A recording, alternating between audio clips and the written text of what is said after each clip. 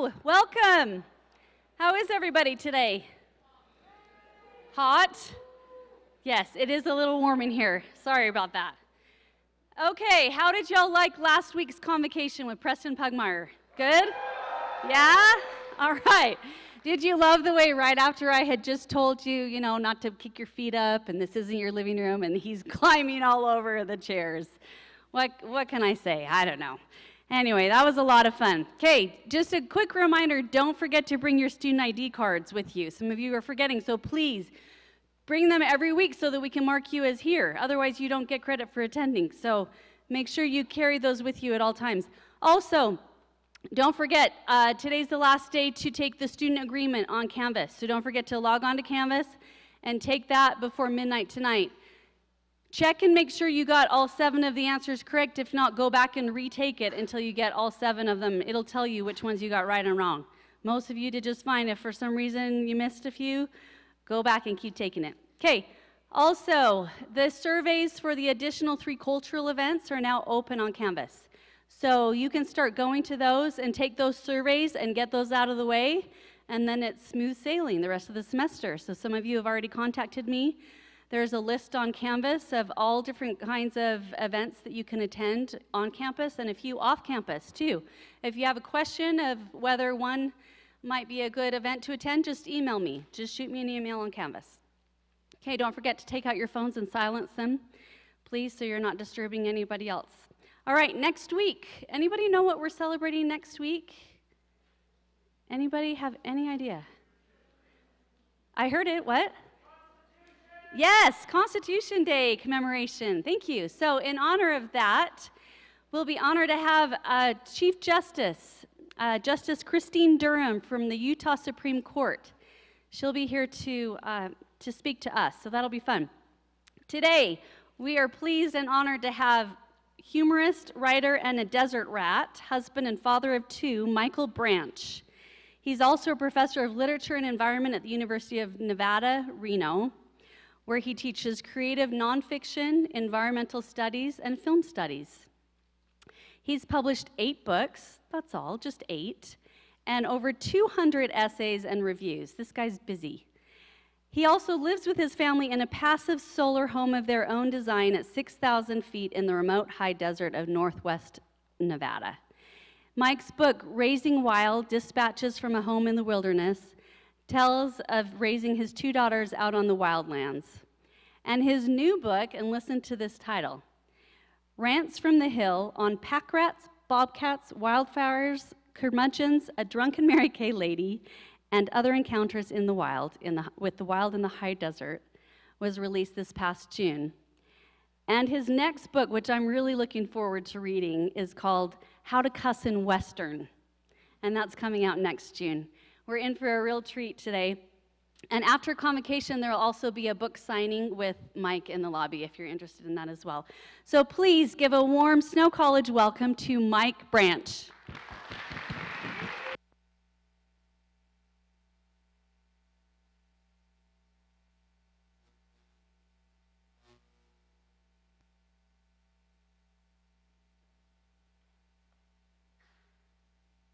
Check, check. All right. Hey, how's it going? Hey, JD, can you bring up the house lights for a second? I promised my 10-year-old I'd take a picture of you guys.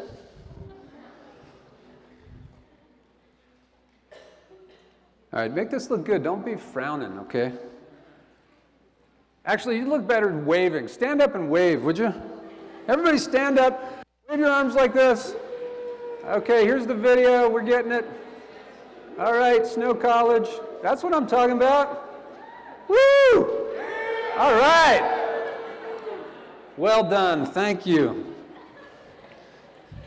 My kid has me into skateboarding, and she's really mad that I'm out of town and we're not at the skate park together. So I said, I'll send you a cool picture of the people I'm hanging out with. So thank you for that. Let me thank a couple people, and then we'll get started real quick. Celia Benson, who runs this amazing program. You know, nobody ever appreciates what they have when they're there, but this is a really amazing thing you guys have going here. Still with me? Thanks to Serge and JD for helping to set us up here. And You guys have great people in this series. My buddy David Lee, the poet, will be here next month. Don't miss him. He's quite an amazing guy. I also want to thank, some of you may know Steve and Kathy Peterson, who put me up last night up at their farm. Such a beautiful, beautiful place to be. It's just neat to be on this side of the Great Basin. So we live on the western Great Basin in the foothills right up against the Sierra Nevada. So, you know, we can see the Sierra Crest from our place. And you guys are right up against the Wasatch Front, Colorado Plateau beyond you. So that 10-hour drive yesterday on 50, which is my favorite drive in the world, literally end to end in the Great Basin, really special. And especially I want to thank my friend English Brooks and his wife Kelly, who are good of mine. And it's been really wonderful to see them again. You guys are lucky to have English here. Plus, how cool is it to be an English teacher with the name English? I'm super jealous. I told English, I think I'm going to legally change my name to humorist. Just go with that, or, you know, creative nonfictioner. It just seems like better branding to do it that way. So anyway, let's go ahead and get started. And what I want to do before I begin reading to you guys is show you the book trailers that I made on no budget for my two most recent books. They're only 1 minute long each. So if we can kill those lights, Serge is going to screen these for you, and then we'll get started.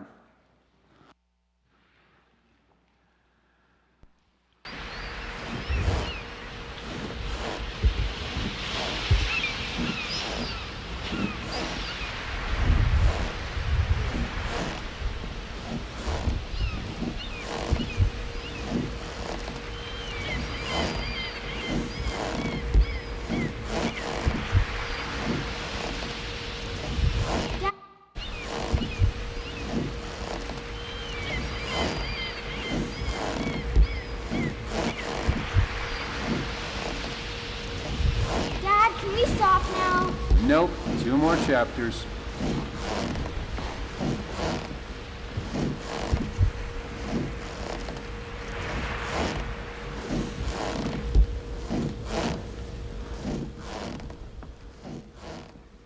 And one more for the recent book that just came out in June.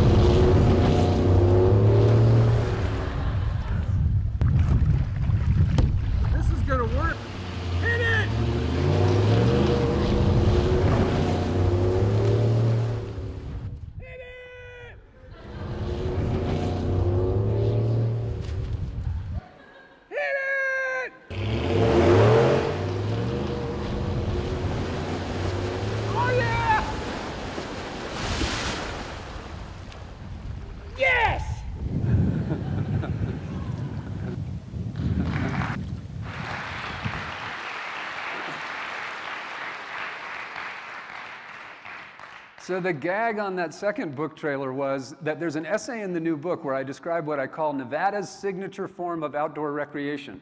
And the way you do it is you take your truck out on a playa. You guys know what a playa is, like a flat valley basin that's completely just the most isotropic landscape on Earth, the flattest place on the planet. You jimmy the accelerator of your truck, and then you climb out your window onto the cab of your truck and let it drive itself wherever it wants to. And I always use this story when I'm doing readings in other parts of the country where people can't. JD, I feel like I keep losing sound. Are you okay? I put that pack in your front pocket. Okay. We'll give that a try. So the gag I was going to do for the book trailer was this gag where you take your truck out, you climb out the window, get on top of your truck, and let it drive itself across the desert. Point. This is still cutting in and out. Okay, we'll do what we can. And then we had the wettest winter we've had in 100 years. And all the playas were flooded. And there was no place to pull off this gag. So I was hiking on my home mountain, and I looked down over the valley, and I saw this gleaming little dime of water that had never been there in the 15 years that I've lived out in this wild country. said, man, that's water. This is unbelievable. So I went down and checked it out, and it was this little melt tarn that you see in this gag. And I said, well, if I can't do the drylands gag, I'll reverse it. So I asked my wife, you know, check it out, find out how much water you need to water ski safely. And so she looked it up, and she said, 4.5 feet. And I said, perfect, because there's 8 inches in this thing. It'll be great. So the reason I could never get up on top of the water is the tails of the skis are just plowing through the playa below. Anyway, we had a lot of fun making those. So I'm really glad to be here at Snow. I thought I would share with you a piece from the new book, Rants from the Hill. And as I read, we'll just have up a slow carousel of images taken around our home.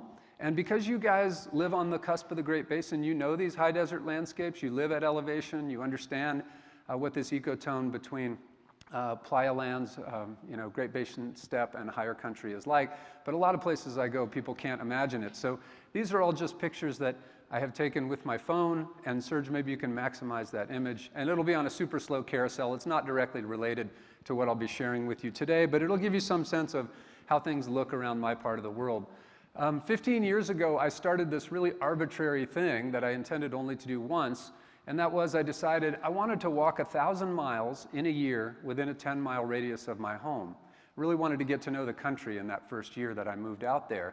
And I came to enjoy it so much that I've continued to do this ever since. So, you know, people say, wow, how can you cover the same territory over and over? I've walked about 20,000 miles within a 10-mile radius of my house.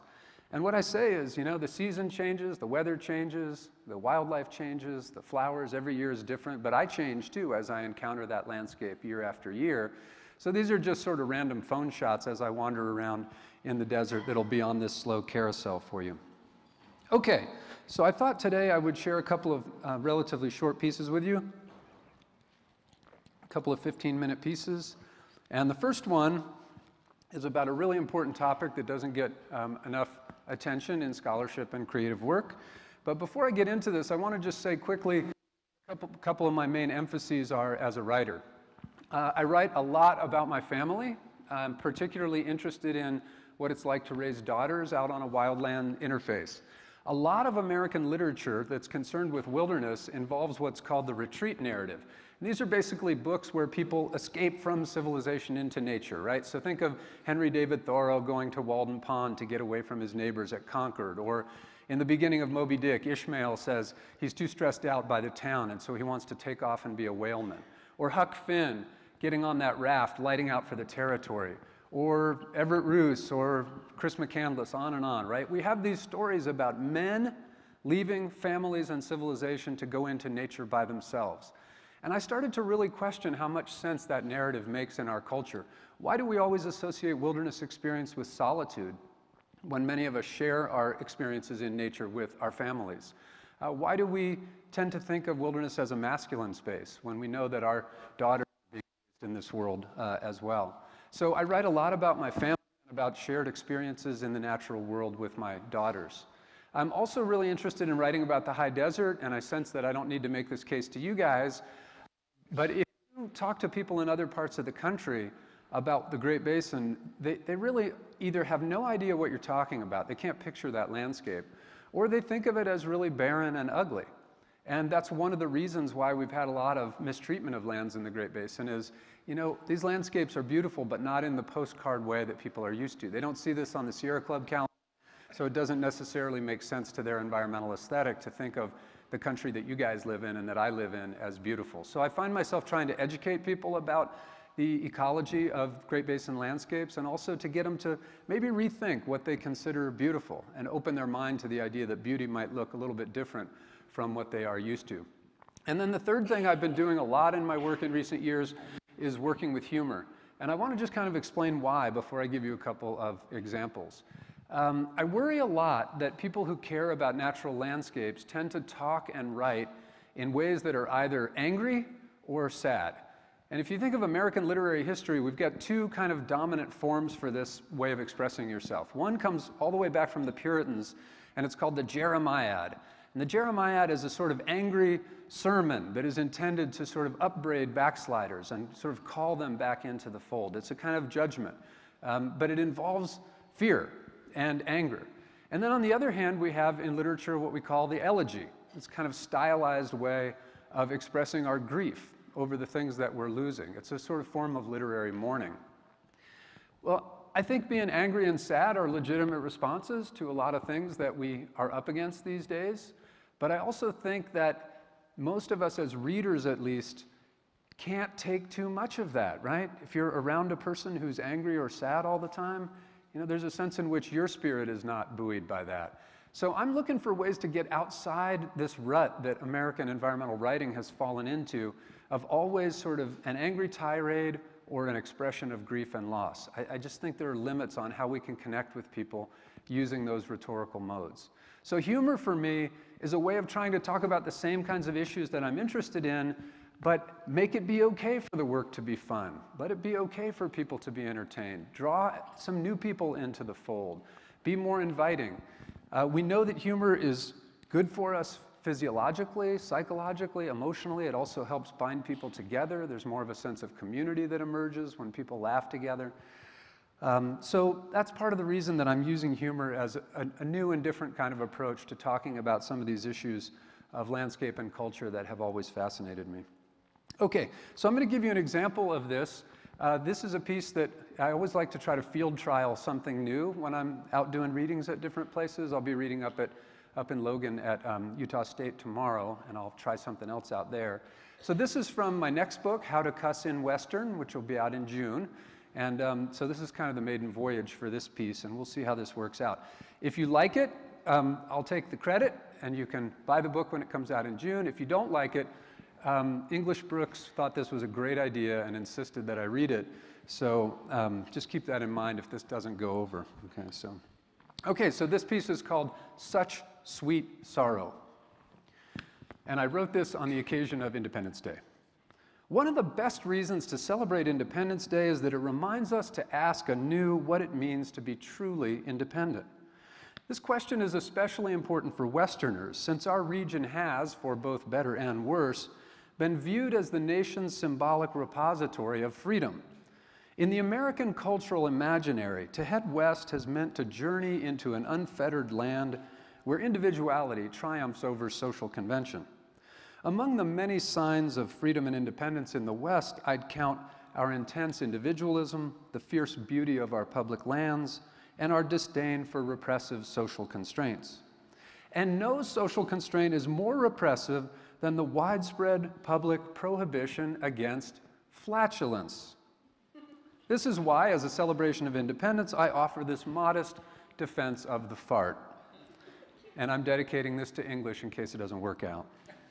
Question: what do Aristophanes, Seneca, Dante, Chaucer, Rabelais, Montaigne, Shakespeare, Johnson, Milton, Swift, Franklin, Melville, Twain, Joyce, Beckett, Auden, Salinger, and Roth have in common with Utah writer Edward Abbey? Answer: they all wrote fart jokes. By the time Aristophanes was cutting cheese jokes, jokes that involved none other than Socrates himself in his wonderful play The Clouds in 423 BCE, flatulence humor had already been around for at least 1,500 years. In fact, we now know that the oldest joke in recorded history is in fact a fart joke. After a 3-month study of a Sumerian tablet that has been dated to 1900 BCE, a team of scholars emerged with a translation of the tablet's cuneiform text. Right, it was an ancient fart joke. So, I only want to make this simple point. We've been writing fart jokes for at least 4,000 years. And there's no telling how long backdoor breezes have been blowing in the humor of oral traditions from around the globe. And why has the lowly fart enjoyed such a long and distinguished cultural pedigree? Because unfettered farting has long been associated with freedom from social constraint. Flatulence is forever wedded with humor because both are potent forms of attack on institutional authority. Now, classical literature is rich with flatulence humor. In Dante's Divine Comedy, the final line of Inferno, chapter 21, reads, "Ed egli avea del culto fatto trombetta." Translation: and he used his butt as a trumpet. In Chaucer's The Miller's Tale, the poor student Nicholas blows a bean before the parish clerk Absalom. Blows a bean, by the way, Urban Dictionary lists 261 synonyms for fart. I'm taking pains to use as many of them as I can here today. Chaucer writes that Nicholas let fly a fart as loud as it had been a thunderclap. Well-nigh blinded Absalom, poor chap. And it's easier to find a Shakespeare play that features a fart joke than to hunt up one that doesn't. Act 3 of the Comedy of Errors contains my favorite of these Elizabethan breeches burners. A man may break a word with you, sir, and words are but wind. Aye, and break it in your face, so he break it not behind. In other words, better to break a promise than to break wind. In the Arabian Nights tale of Abu Hassan, a man flees in embarrassment after letting rip a fog slicer during his own. He returns from his self-imposed exile a decade later to discover that his vaporous transgression has become so famous that it's being used to date events in the recent history of the country. Verily, my fart has become a date, the man exclaims proudly. It shall be remembered forever.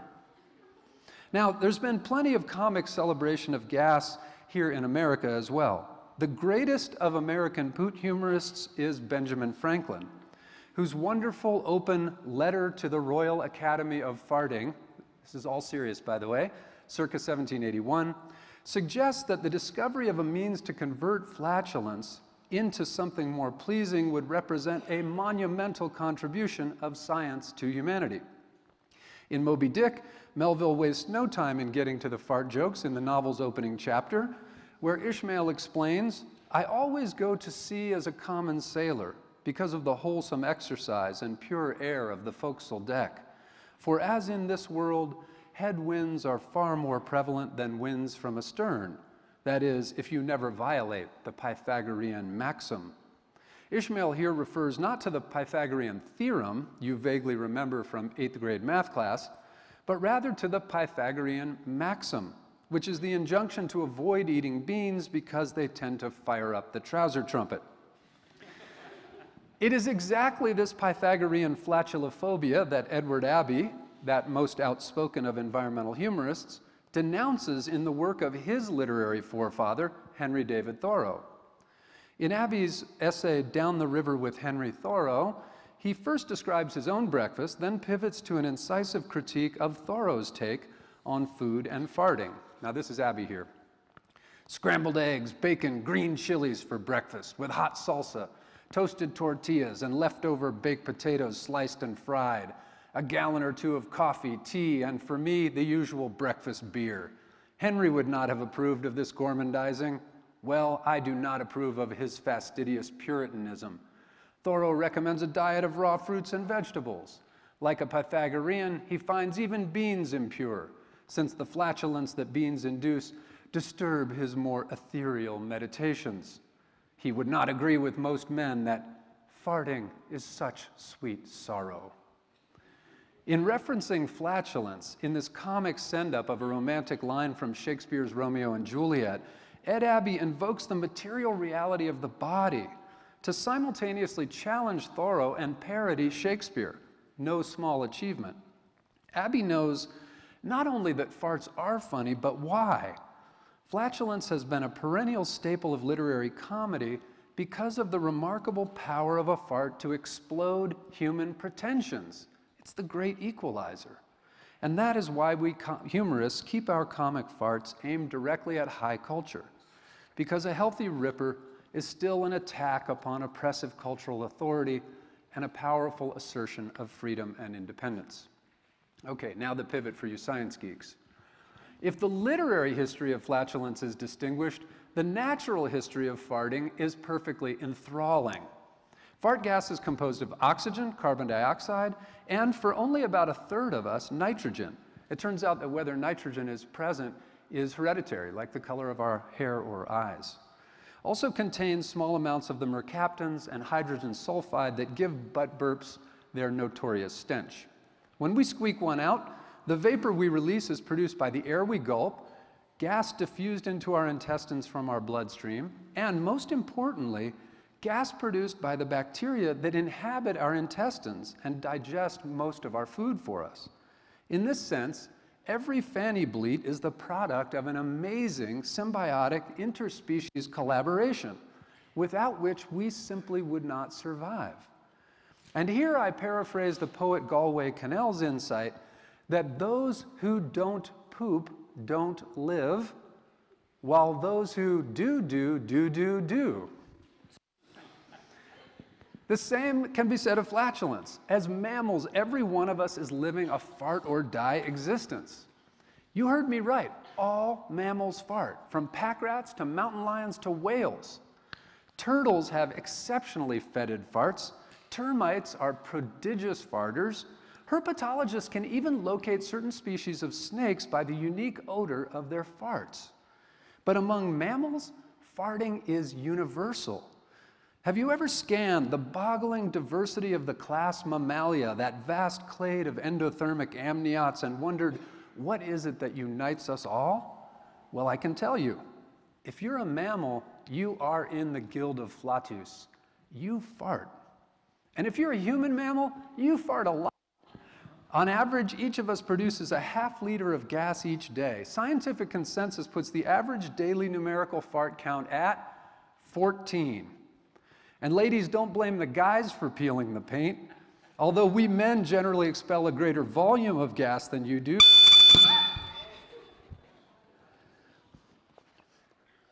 The gods are angry with me for doing this farting thing. And I really wondered if this was a mistake. I think it's a sign. Okay. I'm going to swallow my heart one more time and then begin again. I think JD is not enjoying this essay, I guess. Although we men generally expel a greater volume of gas than you do, your flatulence has a higher concentration of the most odoriferous gases, so it all evens out in the end, so to speak. Slow burn on that joke, I'm sorry. The impressive frequency of human intestinal gas release, not to mention its telltale acoustic and olfactory potency, is obviously at odds with widespread social prohibitions against public farting. Never mind burning rubber in church or freeping during your own nuptials, pretty much any gas expulsion, even popping a wee fluffy, that was my favorite of the synonyms, by the way, is considered rude in almost all social situations. So much so, in fact, that public farting often leads to a secondary difficulty I refer to as the problem of attribution. In a cowardly attempt to shift the blame, we pin our poofs on the dog or even on poor old Granny. We cough or scrape a chair leg to disguise the sound. We sidle away from the scene of the crime to escape responsibility for the stench. The problem of attribution has led to myriad and, for some reason, always rhyming, fart-blaming phrases. Now, we all know he or she who smelt it dealt it, but I prefer he who deduced it produced it. If I'm in a casual mood, I go with the smeller's the feller. When I'm feeling intellectual, I instead opt for she who inculpated promulgated. Now, there are also a variety of witty rejoinders to this kind of fart blaming. I'm especially fond of whoever rhymed it, crimed it. Now, when our young daughter Hannah came of age for instruction in basic social etiquette, we taught her to say, "Excuse me," whenever she delivered a bench warmer. But she didn't understand what we grown-ups know, which is that you say "excuse me" only once the cat is out of the bag. If you fart silently and expect to get away with it, then all etiquette bets are off. Not knowing this unwritten and plainly hypocritical social protocol, Hannah went around saying, excuse me," aloud all the time, which, because her flatulence was so quiet and inoffensive, was usually a mystery to other folks who politely ignored her. One day, however, my sister-in-law Kate asked in reply to one of Hannah's requests for pardon, "Excuse you, what for, honey?" "I tooted, Auntie," Hannah replied without a touch of shame or guilt. Now, Kate's husband, Adam, my brother-in-law, was so surprised by the frequency of Hannah's entreaties for forgiveness and so impressed with her unabashed candor that he suggested to Kate the brilliant idea that for a single week, the two of them try the experiment of asking each other for forgiveness every time they did the one-cheek sneak. Adam specified that this obligation would remain in force whether they were together or apart. Always a gamer, Kate readily agreed, and an oath was sworn. During the ensuing week, there was a slew of gaseous emissions and admissions, the latter of which were duly confessed in person, by phone or email, or in text messages that read only, "Excuse me." It was a long week, and that's because Kate and Adam had to beg forgiveness for something on the order of 200 farts. They simply learned by experience what every gastroenterologist knows. We vent a lot of steamers, and it is not only normal, but in fact imperative that we do so. Farts, like love, are an inevitable byproduct of our humanity. Listen, our social mores deem it perfectly acceptable for a person to publicly take out a paper-thin tissue and blow mucus out of their face holes. When we sneeze, which is far grosser because the mucus is being propelled at almost 100 miles per hour and can have a spray radius of up to 5 feet, people actually bless us. Now, if I'm blessed for publicly detonating a high-velocity snot shower, why must I beg pardon for farting as if it were a crime? So ingrained in the culture is this shame and embarrassment that it has even given rise to so-called flatulence underwear, the best-known brand of which, I'm not kidding, is actually called Farty Pants. The web page advertising this $40 product reads as follows: harnessing the same technology found in chemical warfare suits, these powerful pants are capable of stopping smells 200 times stronger than the average fart. So here's the meditation with which I conclude this windy sermon. Why do we allow a little backdraft to send us reeling off into repression and humiliation, into the buying of underwear made to withstand mustard gas? Why are we obliged to be ashamed of this fine reminder of the astonishing interspecies collaboration that is the human body? This small but important thing we have in common not only with each other, but with kings and popes and with every fellow mammal from aardvark to zebra. Thankfully, the emancipatory solitude of our remote high desert home allows me the liberty to fart loudly, though I still find it difficult to do what Ben Franklin recommended, which is to fart proudly, his term. If Ben were alive today, he'd probably blast his butt bugle and then fist bump everybody around. I know better than to take his advice on this one, so when I'm in town, I begrudgingly conform to socially enforced fart suppression. But as a desert rat and a grateful denizen of these high, dry wilds, I've learned to appreciate that the sound of a healthy ripper is still a small but unmistakable anthem to true freedom and independence.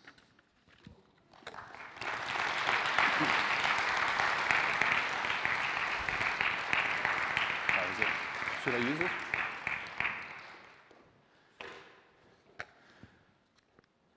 Hey, Serge, I'm going to stick with this because I need to hold the book. So, where's that coming from? Well, a lot of our health issues and psychological and emotional issues sometimes have to do with our own relationship to our bodies, our relationship to non-human animals, to the natural world. So, by using humor to kind of open up a topic that feels awkward and silly, right? Like you're all sitting there going, oh, I don't know about this. I don't know if I should laugh at this.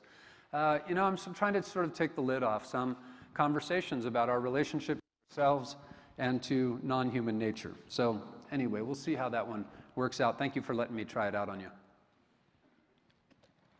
There are lots and lots of essays in these books. The 3 books together will have about 90 pieces. So I'd like to do field trials of different pieces, and then I sort of decide which ones I prefer to read when I'm around folks.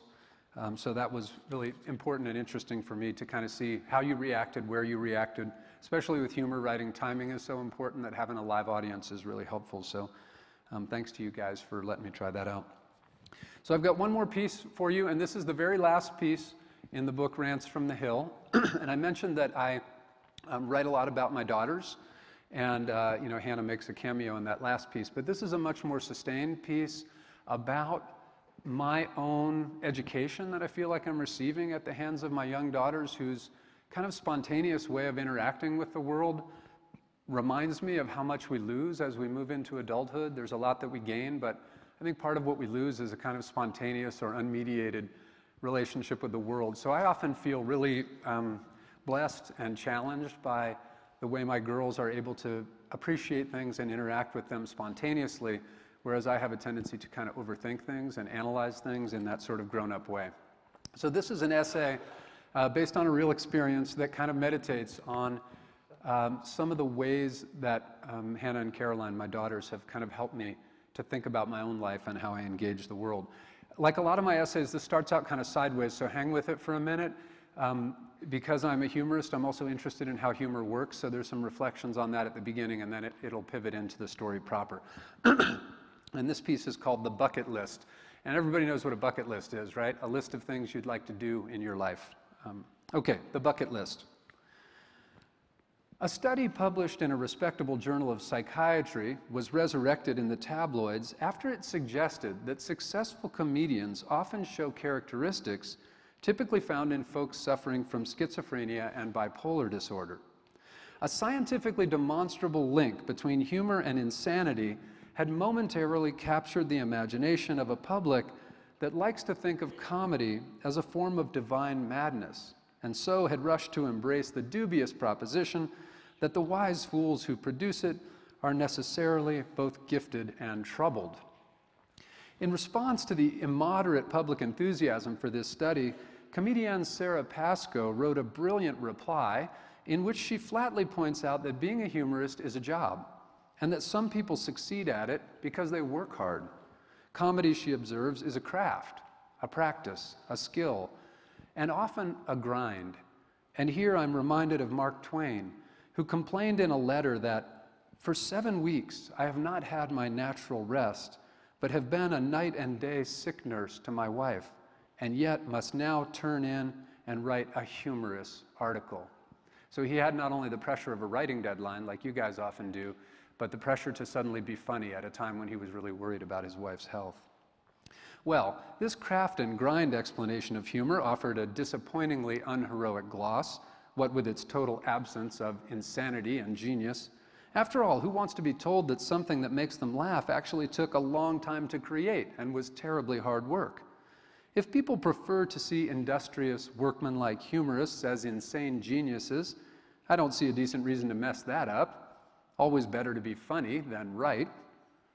One of Pascoe's observations, however, caught my attention, commenting that the creativity of the humorist, quote, allows a much more childlike approach to life.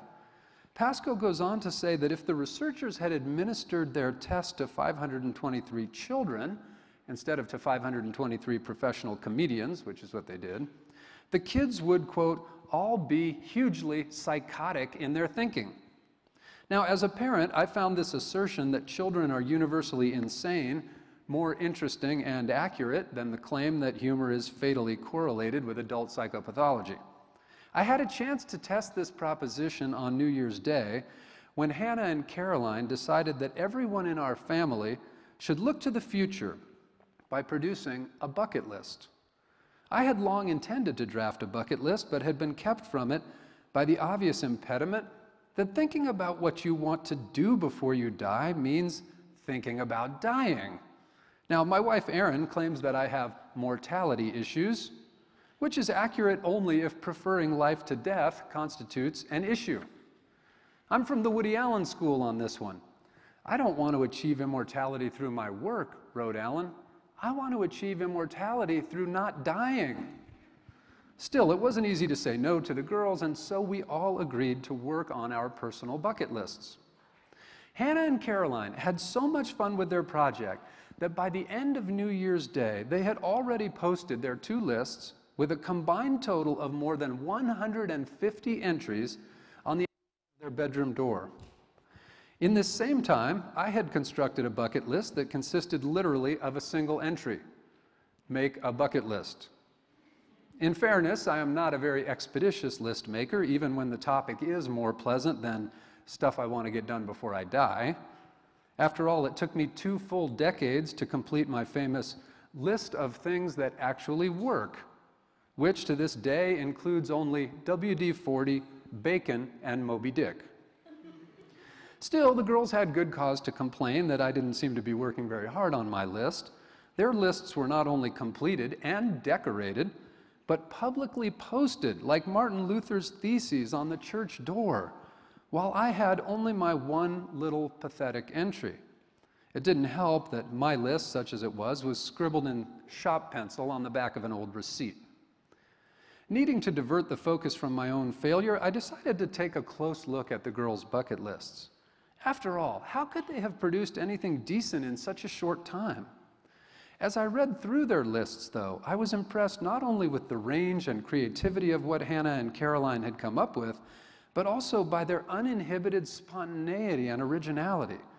The lists did look like they had been made by insane people, but by imaginative, caring insane people who recognize no limits to what is possible. I examined Hannah's list first. It contained a lot of adventures I wish I had thought to put on my own list, including hang glide, make an album of my own cool music, play basketball in the snow, and be an extra in a movie.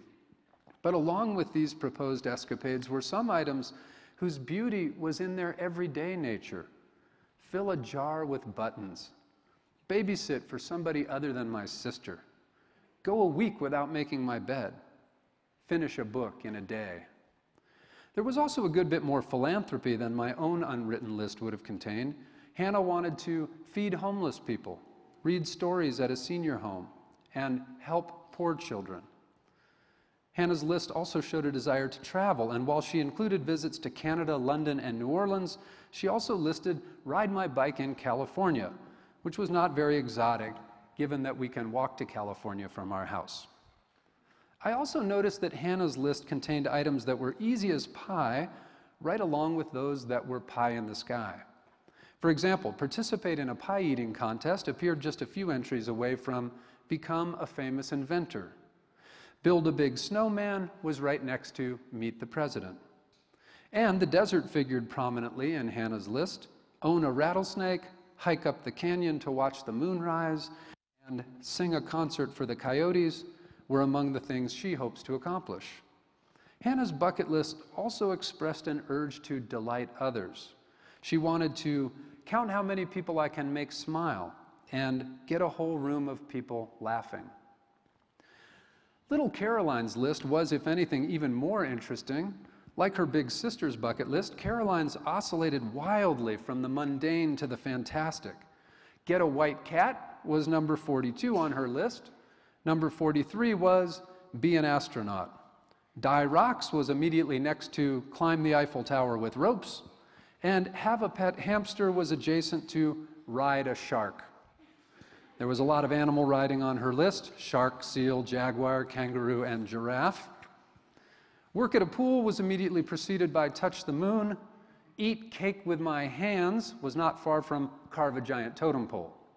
Also, like Hannah, her little sister constructed a list that revealed an earnest philanthropic sentiment. While Caroline aspired to own a 100-year-old mansion, she also wanted to own an orphanage and give kids ice cream every day.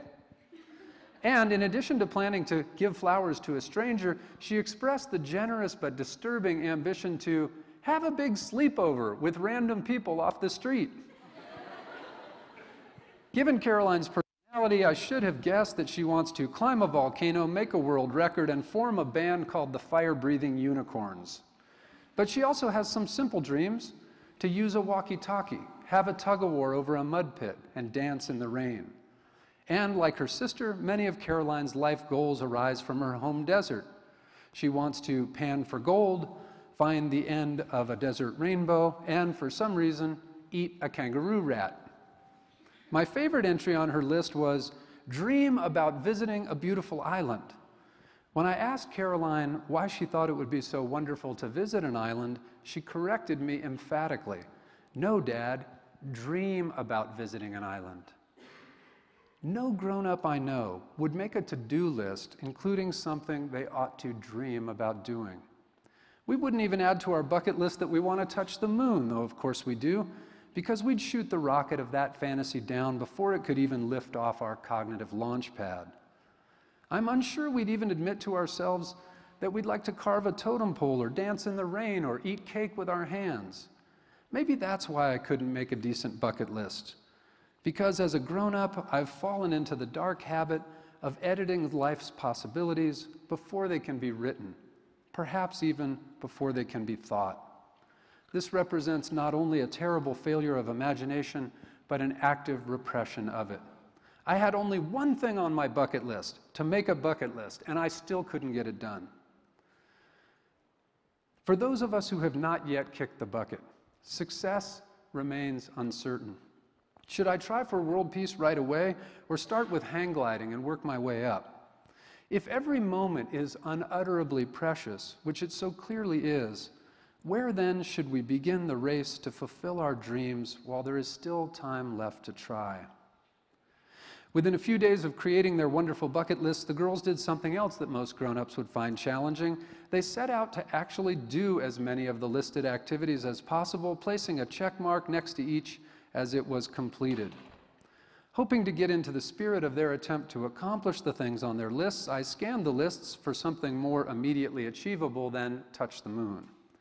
When I did, I saw an item on Caroline's list that I had not noticed before. Paint me and Hannah on a wall. What do you mean by this one? I asked Caroline, pointing to number 37 on her list. You know, me and Hannah stand against a wall like we're shadows, and then we paint the shapes of our shadows on the wall, she explained, with obvious concern that I might be too dim-witted to grasp the concept. Oh, okay, I get it now, I said. You and Sister grab some play chalk and come with me, I instructed, heading out the door. The girls soon followed me out to the tool shed, where I had the better part of a gallon of cherry apple red paint and a pair of old brushes. Now, y'all stand against the shed in any position you want. Really? This is going to be epic, exclaimed Caroline. Hannah announced excitedly that she intended to put this painting thing on her bucket list too, so she could check it off later. The girls took their positions against the shed, remaining frozen, while I patiently chalked their shadows against the tan wall of the outbuilding. Hannah posed with her arms up in the biceps flex of a bodybuilder. Little Caroline struck the pose of a superhero about to take flight. I popped the paint can open with my pocket knife, handed each of our girls a brush, and suggested that they get to work on their bucket list. My wife Erin and I sat nearby on a pair of buck juniper logs and watched Hannah and Caroline at play. It took them a good while, but they never tired of the project, which they laughed their way through. Although Caroline accidentally painted Beauregard the dog a little bit, things went pretty smoothly. When the final strokes were complete, we all stood back to admire what had been wrought. The girls' bright red silhouettes jumped off the drab wall of the shed, and 2 cherry apple shadows of joy were added to our high desert fauna. In that moment, as we gathered to congratulate the girls on their painting, I finally realized exactly where to begin work on my own bucket list. Anywhere. That evening, we had a fine supper together. Afterwards, we all ate cake with our hands. Thank you guys very much.